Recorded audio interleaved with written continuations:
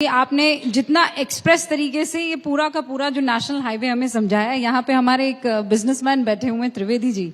इससे पहले यहाँ पर जब हमारी एंकर मोहतरमा के सामने थे, तो जितना फास्ट ये एक्सप्रेसवे और जितना फास्ट सड़कों पे गाड़ियों का गुजरना और मंजिल तक पहुंचना है, उतना ही स्लो एक बिजनेसमैन का सरकारी ऑफिसर के पास पहुंचना है।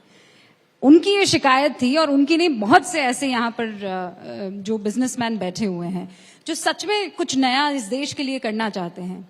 उनकी सबसे बड़ी तकलीफ ये है कि जब तक कोई जुगाड़ ना हो, जब तक कोई पहचान का ना हो, आप उस अधिकारी से मिल नहीं सकते हैं।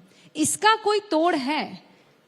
देखिए, हमारी सरकार आने के बाद हमने 1500 कानून बदले हैं। डिजिटल सिस्टम सब जगह आई है। अभी जैसे पहले नेशनल परमिट मिलता था तो आरटीओ में जाना पड़ता था, बहुत तकलीफ होती थी। अब आप वेबसाइट पे डाल दो, आपको घर में आएगा।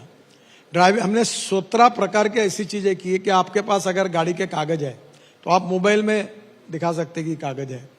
तो काफी डिजिटल सिस्टम हुई है, जिसके कारण काफी आसानी हुई, रजिस्ट्रेशन हो जाता है, ये होता है। फिर भी कुछ जगह पर प्रॉब्लम्स है, पर लगातार हमारी सरकार उसको इम्प्रूव कर रही है।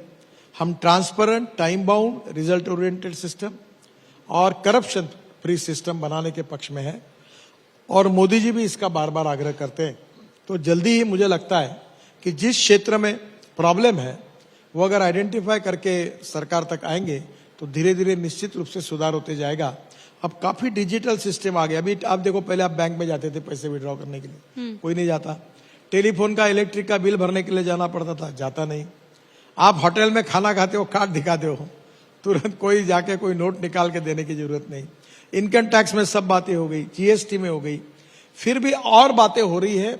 और वर्ल्ड में सबसे ज्यादा फास्टेस्ट सिस्टम को हमने डिजिटलाइज किया है, और बड़े प्रमाण पर कर रहे हैं। ईज ऑफ बिजनेस को और करप्शन फ्री सिस्टम को कर रहे हैं।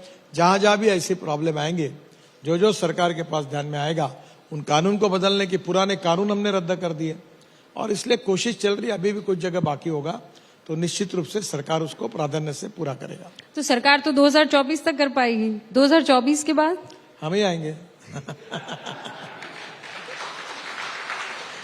देखिए, देश के 75 साल के इतिहास में हमारे 10 साल में जितना काम हुआ है उतना 65 साल में नहीं हुआ। इसलिए देश के भविष्य को बदलने के लिए और देश के विकास के लिए जनता हमको साथ देगी, ऐसा मेरा विश्वास है।